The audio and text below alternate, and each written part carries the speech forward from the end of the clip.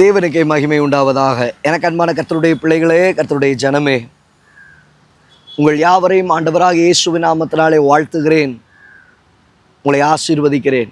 இந்த நாளிலும் கர்த்தருடைய வார்த்தைக்காக காத்துக்கொண்டு இருக்கிற உங்களோடு கூட கர்த்தர் இடைப்படுவாராக. சங்கீதத்தின் புஸ்தகத்தில் 37ஆம் சங்கீதம் 25வது வசனத்தில் வாசிக்கிறோம். நான் இளைஞனாய் இருந்தேன், முதிர் வயதுள்ளவனும் ஆனேன். ஆனாலும் நீதிமான் கைவிடப்பட்டதையும் அவன் சந்ததி அப்பத்துக்கு இறந்து திரிகிறதையும் நான் காணவில்லை. எனக்கு அன்பான தேவ ஜனமே, கர்த்தருடைய பிள்ளைகளே, தேவன் உங்களை கைவிடுவதில்லை. யாரை கர்த்தர் கைவிடுகிறதில்லை? நீதிமானை கர்த்தர் கைவிடுகிறதில்லை. யார் நீதிமான்? கிறிஸ்துவனுடைய இரத்தத்தினாலே கழுவப்பட்ட நீங்களும் நானும் பரிசுத்தவான்களாய் நீதிமான்களாய் கர்த்தர் நம்மை நிறுத்தி இருக்கிறார். இங்கே வசனம் சொல்லுகிறது, சங்கீதக்காரன் சொல்லுகிறார், நான் இளைஞனாய் இருந்தேன், என் வயது கடந்து போயிடுச்சு, இப்போ நான் முதிர் வயதும் ஆகிட்டேன். ஆனால் நீதிமானுடைய சந்ததி அப்பத்துக்காக இறந்து திரிந்ததை என் கண் காணவில்லை. தேவன் அவர்களை கைவிட்டதையும் நான் இதுவரையிலும் பார்க்கவில்லை. ஆண்டவருக்குள்ள வந்துட்ட உங்கள் வாழ்க்கை, நேருடைய வாழ்க்கையை பார்த்துருக்கிற ஆரம்ப அற்பமாக இருக்கும். ஒருவேளை ஆகாரத்திற்கு அவ்வளவு ஒரு எதிர்பார்ப்பு இருக்கும். அநேகரை பார்த்துருக்கிறேன், அநேகருடைய வாழ்க்கையை பார்த்துருக்கிறேன். சபையில் ஆரம்பிக்கும்போது அநேகருடைய வாழ்க்கை ஒருவேளை ஆகாரத்திற்காக அவருடைய வாழ்க்கையில் கடந்து போன கஷ்டங்கள், பிள்ளைகளுக்கு செய்ய வேண்டிய காரியங்களுக்காக அவர்கள் கடந்து போன கடினமான பாதைகள். ஆனால் கர்த்தருக்குள்ளே அவர்கள் திடப்பட ஸ்திரப்பட தேவன் அவர்கள் வாழ்க்கையை வர்த்திக்க செய்கிறதையும் ஆசீர்வதிக்கிறதையும் என் கண்ணால் நான் பார்த்துருக்கிறேன்.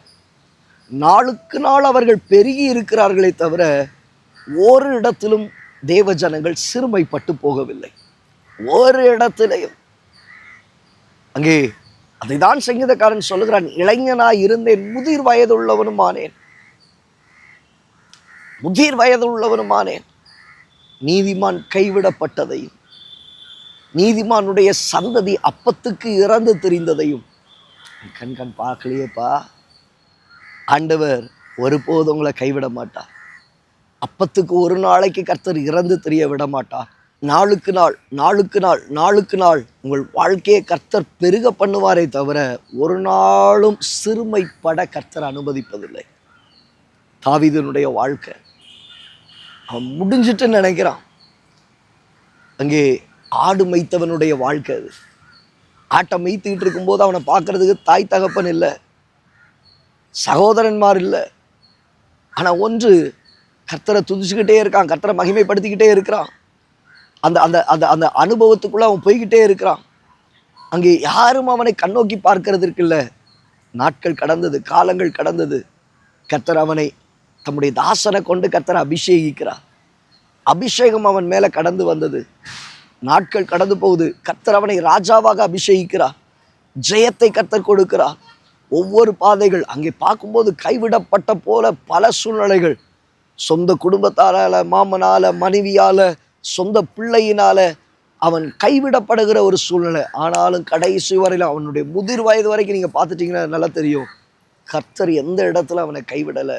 கர்த்தர் அவனோடு இருந்தார். அவனை கொண்டு அநேகரை போஷித்தார், வழி நடத்தினார், ஆசீர்வதித்தார் என்பதை தான் நாம் பார்க்க முடியும். கர்த்தர் இறந்து தெரிய விட மாட்டார்.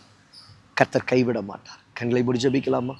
நல்ல தகப்பனே, வார்த்தைகளை கேட்ட உம்முடைய பிள்ளைகளுடைய வாழ்க்கையில் நீதிமானுடைய சந்ததி அப்பத்துக்காக இறந்து தெரிகிறதையும் கைவிடுகப்படுகிறதையும் காணாதபடிக்கு உடைய ஜனங்களை ஆசீர்வதித்து நடத்தும்.